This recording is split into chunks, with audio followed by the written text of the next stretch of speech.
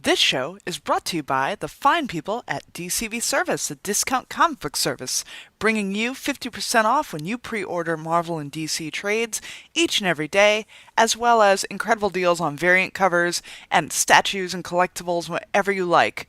Also check out their sister site, In Stock Trades. Also, Black Phoenix Alchemy Lab. If you're enjoying the new Neil Gaiman show Good Omens, they have an entire line of perfumes and scented things based on that. So go check them out, as well as a variety of beard oils and soaps, and they have like some cool T-shirts and designs and stuff over at blackphoenixalchemylab.com. And I love hearing from you guys. I always love it whenever you message me on Facebook at Wendy Freeman or on Twitter at DoublePGSpread. Whatever you want to do, I like to hear from you. And it would help me out, especially if you want to, maybe drop me a review on the iTunes or something. That'd be really cool. That'd help get me up in the algorithms. That'd be nice. And I am appreciative of you every single day. And go check out the Kickstarter for Ron Randall's Trekker.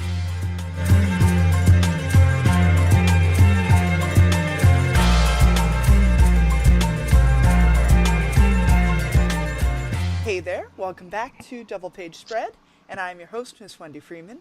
I'm joined tonight again by one of my favorite people to talk to, Mr. Ron Randall. Hi, Wendy. Good to be with you again. Hey, I'm so happy, and I'm so happy that you're coming out with more Trekker. Well, thank you. Me too. So let's recap in case maybe somebody didn't listen to the last episode or they're unaware. Let's talk about your character Trekker and this book and everything you've been accomplishing with this. There are a few things that I like to talk about more than exactly that, so I'm right there with you. So we've got Mercy St. Clair is the lead character in this, your intergalactic bounty hunter, intergalactic sassy, sexy, fun bounty hunter character. And you've really been building this whole universe around her, and the whole galaxy that she exists in, this entire world that she exists in, becomes more and more fleshed out with every single book. Well, that's great to hear you characterize it that way, because that has been exactly the intent from the first day I started to ask myself or answer the question of what would be my dream project, because I love science fiction in a lot of forms. I love the slam bang, swashbuckly, Star Wars, Flash Gordon sort of science fiction, and I also love the sort of the more epic, expansive, gradually expanding in scale and scope stories like Dune and the Foundation trilogy, all that sort of stuff, and kind of everything in between. So I built a series where I would try to satisfy all of my own personal likes for science fiction, and part of that meant that it had to be overall sort of ambitious in scope and scale. But I didn't want to start out that way, both because I didn't want to overwhelm readers with trying to do a ton of world building right off the bat, and also, frankly, I was a beginning comics writer at the time. I didn't have the writing chops to be able to hold that all together, and I knew it. So I started with sort of small scale stories, a self-contained adventure where Mercy's, tracking down some bad guys, or, some street thugs, or tracking down a bad guy through the blasted wastelands, those sort of stories. Because I thought I could probably do that. I could probably land an action adventure story, beginning, middle, and ending, and bring it in.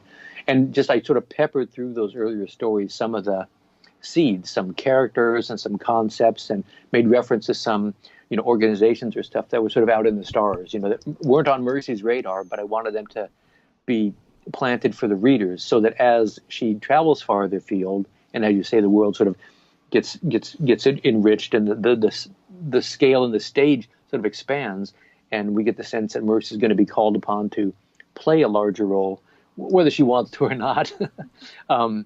So yeah, I try to make every story now just really, building very intentionally on what's gone before, and enriching things, and just making it a broader, more complex world.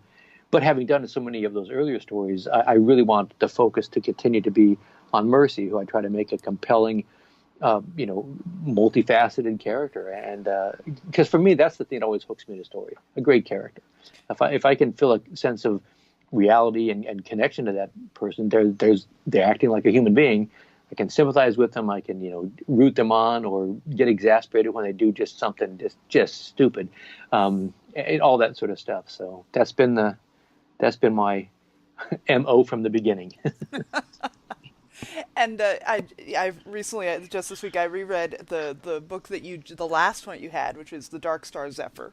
Ah, yes. And I am delighted. I love, love, love the entire relationship of Mercy and Molly, and the fact they're together. They're together at last.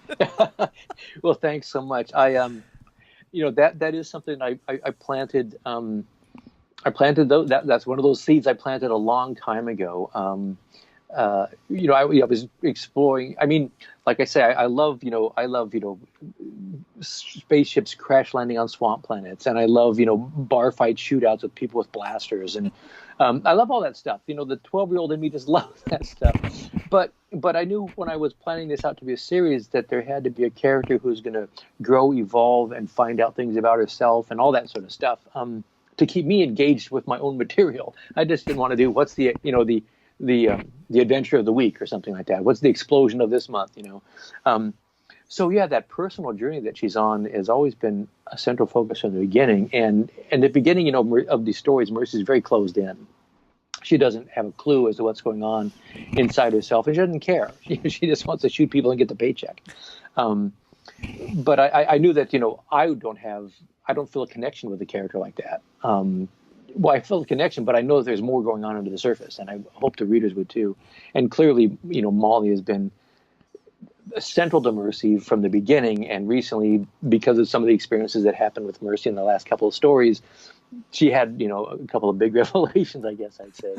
And I have found out that all these years, I guess, without knowing it, I was sort of secretly a frustrated romance artist or writer, because I just love exploring the new level that the relationship has gone to, I guess I should say, and the dynamic between the two of them. With a relationship with a couple, the fun thing to explore is the differences that the characters have, and Mercy and Molly in some ways, couldn't be more different. Mercy's this hard-ass bounty hunter, and Molly's an intuitive, very insightful and grounded musician. That's what. So, I'm glad that the relationship works for you. I love that aspect of the book, and it's sort of becoming more central all the time.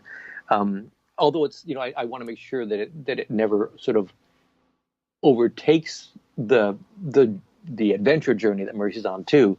But Molly is going to be a central part of Mercy's life, and I've been so gratified that readers, when that became manifest in the series, that there was largely a sense of hooray and finally.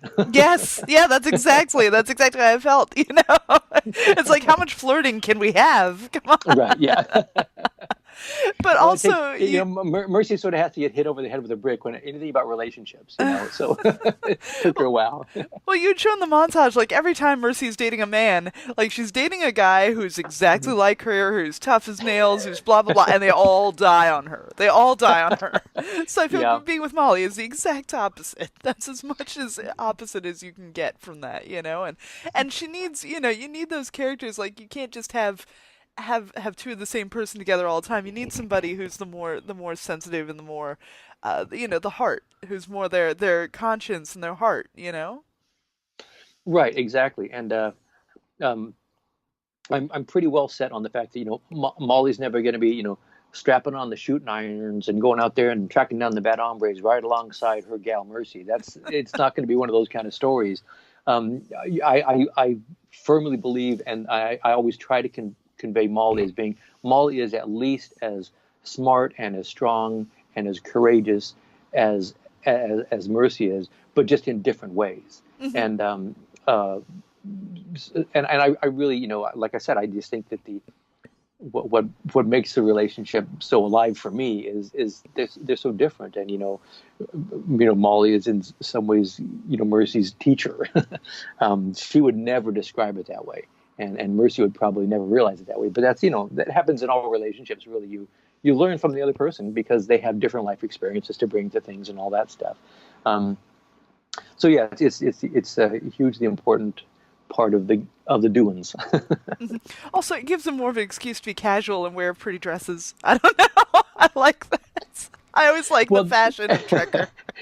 thanks very much. I do try to, I mean, I love that aspect of it too. And you're absolutely right, Mercy. Yeah, I'm, again, from the very beginning when I was planning the series, I knew that Mercy, if she was going to fill this role of an action adventure character going out tracking down, mass murderers and terrorists and smugglers and drug dealers and, the whole gamut of the most desperate criminals the world has, the ones that the cops can't get. That's what the trekkers, the licensed bounty hunters, that's who they're after. And she can't do that if she's, prancing around in high heels and with her cleavage hanging out. That just, who would do that? So I wanted to keep that aspect of the series have as much sense of believability or reality as I could, given the fact that I'm drawing a science fiction comic. But I just, otherwise I wouldn't have been able to believe in my own series. Hmm. I would have sort of lost interest in it. But at the same time, I love fashion. I love drawing pretty women. Name me an artist, male or female, that doesn't enjoy drawing a pretty woman, and I don't know, I'll eat my hat or whatever phrase you use. Well, I think there are a lot of artists that just aren't good at drawing pretty women. Like there are a lot of guys who I think are more like monster dudes and stuff like that who are just no good at cheesecake and therefore never do it. I think, That's probably true. Yeah. and it takes a very, very special skill to be a good sort of like fashion art, like you look at Mm-hmm. those comics like Katie Keene and those Mm. classic sort of 60s comics and stuff like that, and they're fun and they're cool and everybody, you've gotta look a certain way to be able to pull that off. Otherwise, you see a lot of stuff where it just looks sort of gawky and weirdly cheesecakey and wrong. Yeah, it's sort of almost lurid. Yeah. Yeah, and I definitely, want to steer clear of that. I guess, one of my early early aesthetics was looking at work by people like Alex Raymond and Now Williamson, who are artists that had a lot of classic trained illustrator in them, and their characters were sort of romanticized and idealized, the men and the women. But there was a certain grace and balance and poise and solidity and all that stuff to them. And so I try to follow their leads and within reason follow the rules of human anatomy and dynamic motion, what the body can and cannot do. I will make drawing mistakes, or sometimes I will also intentionally push things. If Mercy's making some outlandish bounty hunter move to save her skin or whatever. But But that's by and just the large, drama of a fight scene. That's just, yeah, exactly. I don't think I would be doing my job if she always looked exactly like a photo of a person doing a move similar to that would look. Yeah. You have to enhance things a little bit. But as far as having the women wearing fashions and clothing, I try to make it feel like it's something that's close to what we would have in the modern day world, and sometimes pretty much exactly what it would be. But they each try to convey, or I try to convey a little bit of their personality through their fashion choices and that sort of stuff. Mercy tends to favor a lot of bold, not black and white, patterns on her clothes. I mean, it makes it easier for her to stand out on the page, and she's the star of the show, right? And But it Molly also gets a lot of ruffles. Molly gets some ruffles. Molly's again, there's a lot more flow, and I guess you'd say overly feminine sort of stuff to Molly. But again, just because of that playing the contrast, I don't want two characters that are both walking around in leather jackets and boots. I've got one of those. I'd like Molly to be another thing, and she has a different role to play. So I do try to keep the personalities and the temperaments of all the characters, Mercy, Molly, and everybody else in the cast in mind as I'm designing outfits for them. It's a real fun part of the job, that initial character design and the costuming department that I that I enter into. Now, another thing about Molly is you always post a lot of like what you're listening to when you're working on stuff. What Hmm. 20th or 21st century artists do you think that Molly would listen to? Who That's a influences really her work? well. Her work is sort of acoustic and folkish in basis. So, gosh, I'm blanking on some of the names of some of the artists that I'm listening to now, but but I think she would certainly like Janelle Monáe, who wouldn't. She's such a futuristic or Hmm. future thinking sort of artist. Although that wouldn't be too much of what Molly would be influenced by. I suppose a 21st version of Joni Mitchell or something like that would be who she's after. Kate Bush, things like that would Oh, be cool there for you her go. too. Yeah. See, now I want to see a crossover of the Dirty Computer and Trekker universe. Yeah. Well, it is funny when I heard an interview with Jenna Monet recently, and she was dropping, name dropping some of the science fiction novels that she's read, and I just thought, well, if Trekker gets turned into some other media, and I can't get somebody like Katie Sackhoff to play her, I'd settle for having Janelle Monáe cast as Mercy. So Oh, what was? Oh, she was in Hidden Figures, right? I think she. Yes. Yeah. yes, yeah, she's in Hidden Figures, and she's been in a couple of other movies. She's in that movie Moonlight. I think she has Oh, not a right. major. She's in that. So I mean, she's got acting chops. There's no question about that. And she's obviously a sci-fi nerd, so she checks the right boxes. I love her. I love her. That's great. Yeah, yeah. So let's talk about where where Mercy and Molly are in this universe. So they're still are they still on the run essentially? Um, yeah, they're not actively being, they're sort of on the radar of the powers that be, the big sort of central council. Mercy is, but not in any sort of central way. So they don't they Mercy is going to have to sort of try to keep sort of a low profile as she travels around, because she might be spotted by some people who are operatives of the government that she's sort of starting to cross purposes with now. But largely where the two are at now is they have decamped from Earth. They are no longer, based in New Gelaf, because Mercy is looking for answers in her past. She knows, she has recently found out things about her mother that sort of who died when Mercy was young, that have sort of rocked her world, and so she's going to verify that and get more information on that, because that could change a lot of how she sees herself and how she feels that she needs to carry herself from now on. She's almost like questioning her role in life, and where life should be. So they're sort of following clues to try to get out to where Mercy can get those answers. And of course, every time they get a clue, it's going to wind up sailing them into some sort of danger or another, because that's where the good stories come from. So that's where we're at now. But the idea is that this quest of Mercy's, as she gets closer to her answers, she also gets closer to the heart of the huge forces that are contesting to shape, the destiny of the folks out there in the galaxy. And they're not going to want Mercy involved in that. They're not going to want her around there. But she's a pretty determined woman, so hence will come the drama to come. So we've discovered that Mercy's mother was an agent with the elusive Rigel group, who are sort of like Exactly. the rebellion of the Yeah. universe. But they, Yeah. but they haven't been too cool to Mercy. Well, I mean, they're a nice gang. They try to use non-lethal weapons to bring down the bad guys. And they just keep. The deal was that from the beginning, again, from the very first story that I did a Trekker years ago, I introduced this guy, Jason Bolt, who was an agent of Rigel. Mercy had never heard of Rigel before, and she thought this guy was just some crazy lunatic who was, who didn't know how to take down the bad guys because he used all these goofy methods. But he would keep reoccurring. He would keep showing up on her doorstep, and so the idea would be, why would this keep happening? Well, it's because she's been on Rigel's radar because of her mother, So they were sort of tracking her and gauging her potential and stuff like that. But clearly she wanted nothing to do with them, and they were going to try to rope her.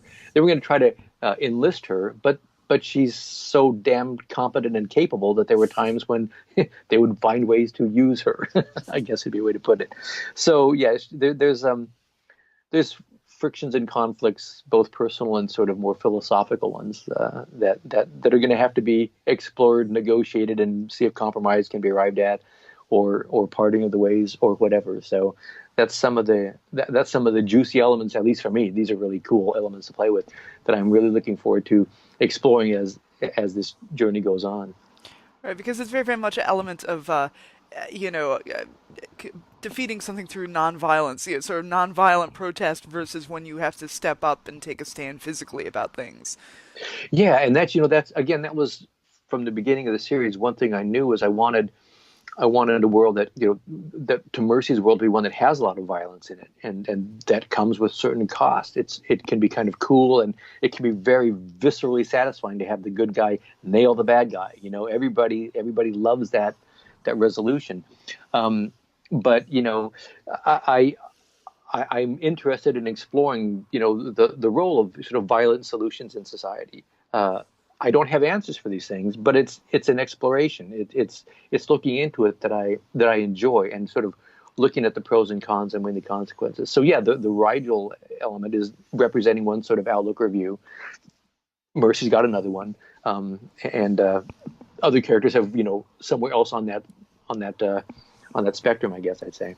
And they're just to me they've always been compelling questions to explore. I think as an artist, I don't think it's my job to have the ultimate answers that I'm presenting to people. I guess I would have to go into the ministry or something if I felt I had those things. But I just want to share the explorations with people, and if it sparks ideas, and maybe either they or I get clarity along the way, well, that'd be kind of cool. But it's mostly just it feels like a compelling story that I want to share. One of the greatest things about your books is I feel you are tremendously extensive in your bonus material. Like I think you really, really walk people through step by step everything from start to finish of how you from the sketchbook ideas Yeah. to all the penciling to how you do the script work. Everything I think is if you're someone who's working in the industry or somebody who's really curious about that type of stuff, I think your books are an absolute value for that. Well, thanks so much. I started doing that because it was a way that I could, add content to the book out of materials that I already had at hand, because I have versions of all those steps, the process steps, as we call it, to creating the stories and the pages. And it's kind of funny because it's sort of like, sometimes a musician will talk about how weird it seems to them that people would be interested in like their demo tape versions of songs. Hmm. Yeah, I think a lot of artists, we sort of undervalue or underestimate the level of interest people have in those sort of peeks behind the curtain. But some fans were asking questions about it, and I started to. I have a Patreon site, patreon.com/tracker, Hmm. and at the $3 a month level, you can every week when I post a new Trekker page on the trekkercomic.com website, all these websites. I also on Patreon post that page early, and I also have a process post where I show the thumbnail step, the pencils, the inks, and the colors, and I'll just have a couple of paragraphs where I'm talking about some aspect of what I was thinking of or what I was trying to achieve, and the steps I went through to get there. It's not for everybody, of course. Some fans just want to read the book, and that's fine. But for those who find it enriches the experience to get some of that background material, I enjoy sharing that with them. Yeah. Yeah. Also, your Kickstarter was definitely one of the most professionally produced that I've seen. Like, I got a lot of bonus stuff, and it came promptly, and it came packed well. Like, that means a lot to me. Well, thanks so much. Again, thank you. And I, I'm not a professional Kickstarter runner, but I am a professional comic book artist. And I knew that when I decided to turn to Kickstarter, I wanted to do a campaign that was definitely personal and was definitely directly from me. And it's very much, it's my deal. I do this. But I also wanted to, but it is my career. Trekker is what I want my career largely to be about. So I was really invested in trying to make it as solidly professional, so that readers would be satisfied with the whole experience, the way the campaign is run, the way the projects are fulfilled, the quality of the book and the other stuff. I wanted to make that all as solid and pro as I could. So I say it's all me, but I do use the black box fulfillment service. Hmm. Um, I wish more people would. I wish more creators would, because otherwise you're sitting there in a house with stacks of boxes of books, you know. like, right. Yeah. And I was because I know that because when I do use that, I mean that it's more costly because they're an organization and it's a service that I'm using. It's a service that I and the backers benefit from tremendously, but we together do wind up having to pay Black Box for that. So it costs a buck or two more for the shipping and handling, I think. But it does mean that I don't have a house full of boxes of books and prints and all that sort of stuff. And frankly, they're set up to do that in a way that I'm sure I would make lots of human errors in trying to do it, and or take a lot longer. Either it would take longer and everything would be accurate, or you'd get your rewards directly from me in time, except you would get the wrong rewards, all that sort of stuff. There's so many logistical steps involved in a good fulfillment process. And I've got plenty of other jobs to do. So I'm happy to work with them, and I'm glad to, and they're great to work with too. I can communicate with them, and we're always make sure we're really coordinated on. These are the sign prints that go with that reward, and this is the thing here, and all those little details. And like you said, they ship them out, and I've run 2 campaigns now, and I've gotten maybe less than 5 people who've said, "Oh, the package arrived," or "didn't arrive," that had any glitches whatsoever. And Black Box, I notify them, and they immediately just send a replacement to the people. good. So their customer service stuff is extraordinary.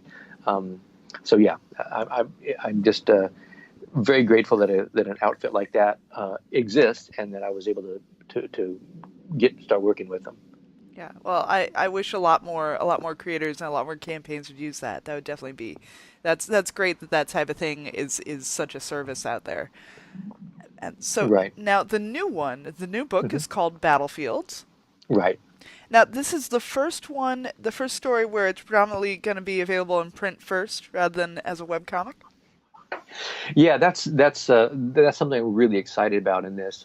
I want people to be able to read Trucker and enjoy it in whatever format works for them. Um, if they want to, they can read it on the Trucker comic site. You can find digital downloads and PDFs and stuff. But I always envision these stories coming out in print. Plus, frankly, that's the way I make I make my living. I make some money when I sell them print ones, and also, like you said, I think the print copies also have some of that extra material that you don't get in the other forms. So I've always loved the idea about the books coming out first, so people can sort of experience the twists and turns of the story paced as I envision it, by people turning pages. And then the digital versions of it sort of exist eventually as like an archival thing that people can find and refer to, or stumble across the character by finding it online and get intrigued by it, and then want to pick up the real deal, the hard copy thing.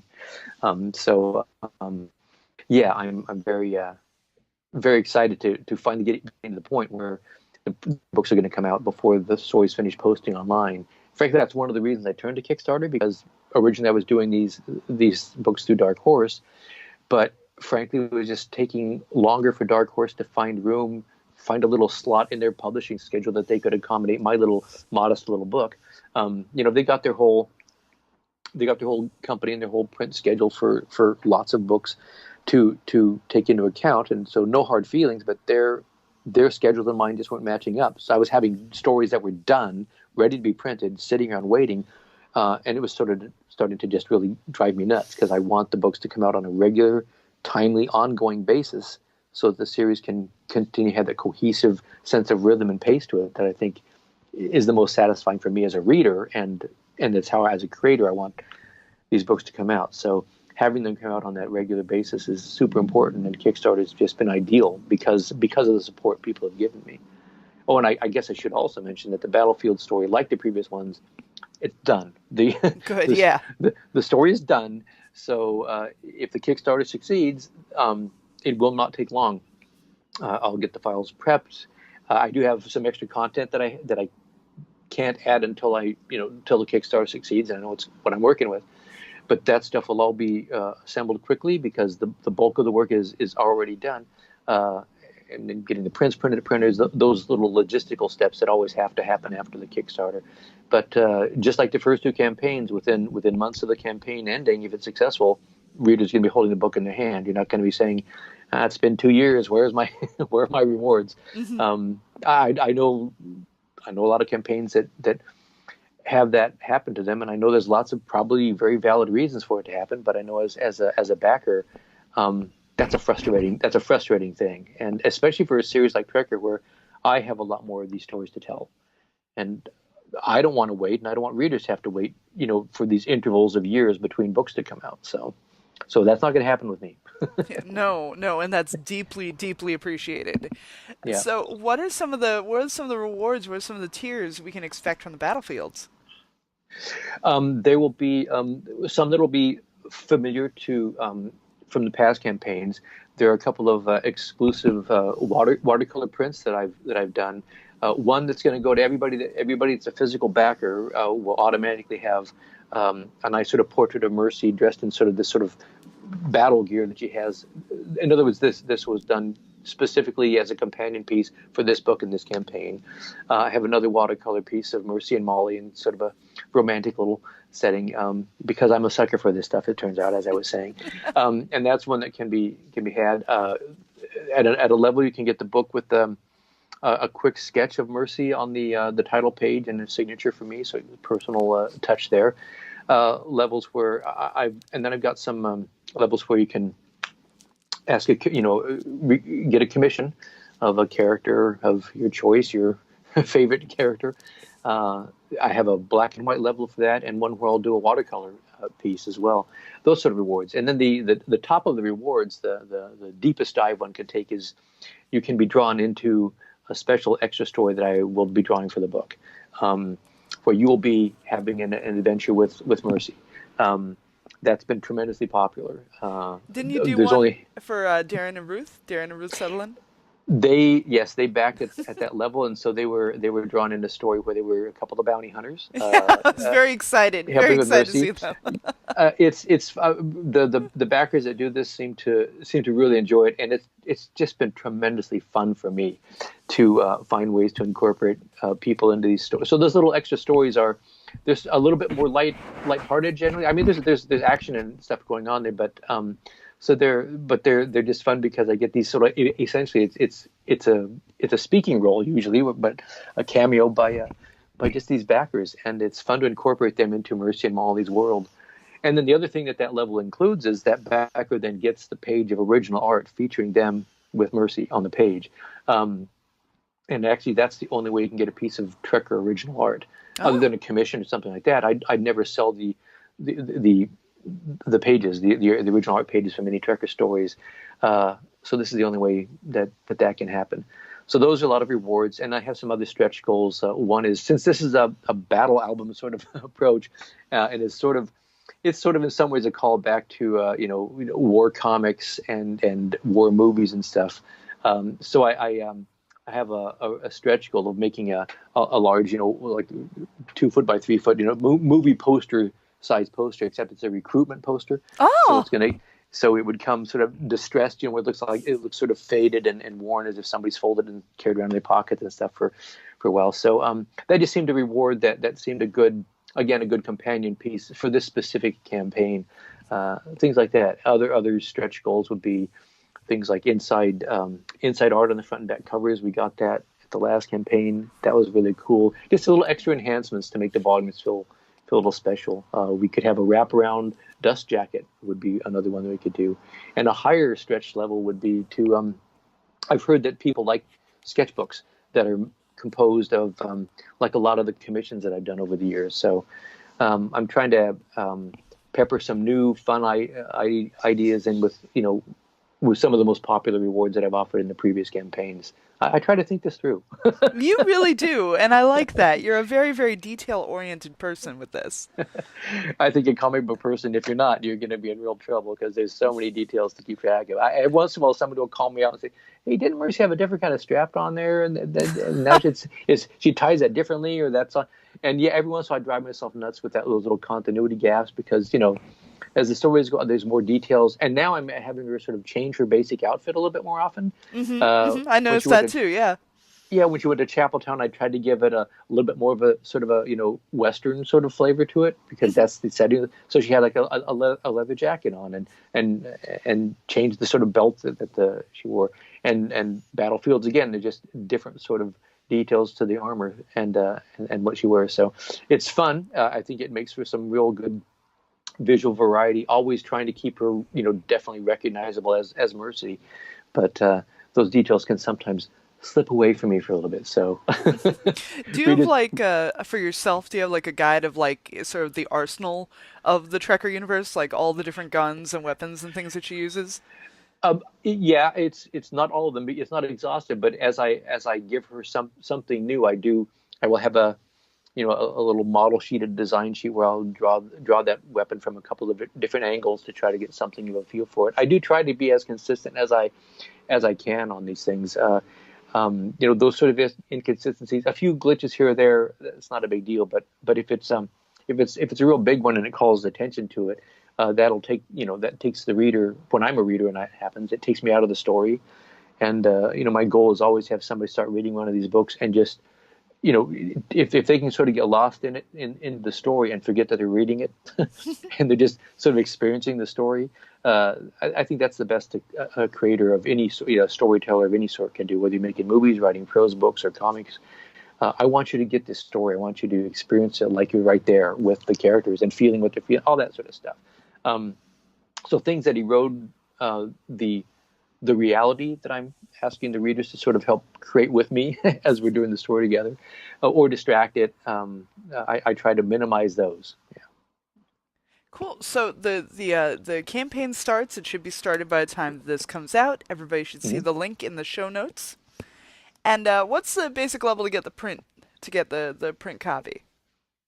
The print copy is going to be $20 this time Great. Cool. because the That's print copy does come with the extra, bonus print and stuff like that. So I'm having to ratchet things up as cost skyrocket as well. But I still want to try to keep the book pretty affordable. I hope that people will feel they get plenty of value for their money.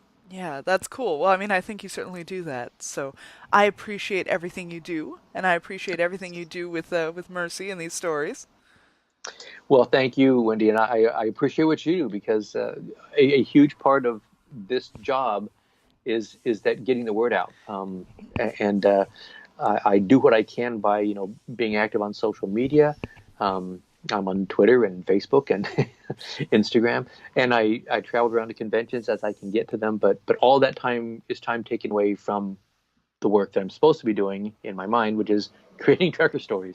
So having having wonderful podcasters like you that can sort of help spread the word for me is an invaluable part of the process. So thank you very much. Yeah, always. And once again, but that's another thing with Dark Horse is like you can't count on another company to really be banging the drum for you as much as you could do it yourself, you know? That's right. Yeah. Yeah, I mean, if no one's gonna talk about Trekker as much or as regularly as me, and if I'm not talking about it, why would I expect anybody else would? So Right. it's just become I just accepted it as part of the job. At first, I was like, oh, do I really have to do that? I found out how much I really enjoy it. I love being able to talk about Trekker, and I love meeting fans at shows, fans that have remembered the character fondly from back in the day. I'm thrilled when somebody new comes up and something about the character, the look of the character catches their eye. We have a discussion. They buy the book. Maybe they come back the next day and say, "Oh, I read that issue. I loved it. What's the next one?" And that's as a storyteller, you just can't beat those experiences. Heck no. So you will be at Heroes Con. Yes, I'm really looking forward to it. I was there a couple of years ago. It's an amazing show. I guess you'd say it's a legendary show, isn't it? It's been around for a long time, and I know that creators and fans of comic books, more than media celebrities, as a comic-centric folks, Heroes is always one of the first at the top of everybody's list of the shows they love. That has been able to hold on to that comics-centric focus from day one, and I can't wait for it. That's awesome. Well, tell you what, I have an extra copy of the Dark Star Zephyr here, and for the Ah, listeners of Double Page Spread, the first person to write in and show me that you've donated to the Battlefields Kickstarter, I will gladly send you this copy. Oh, that's awesome. So there you go, friends. If you are listening, tweet it to me, DM me through Facebook, however you want to do it. Let me know you donated, and I will gladly send you out some Ron Randall goodness. Well, thank you so much. I love it. Appreciate it very much, Wendy. That's great. Well, you're the best. I'll see you soon. I'm looking forward to it, Wendy. Thanks very much. Bye bye.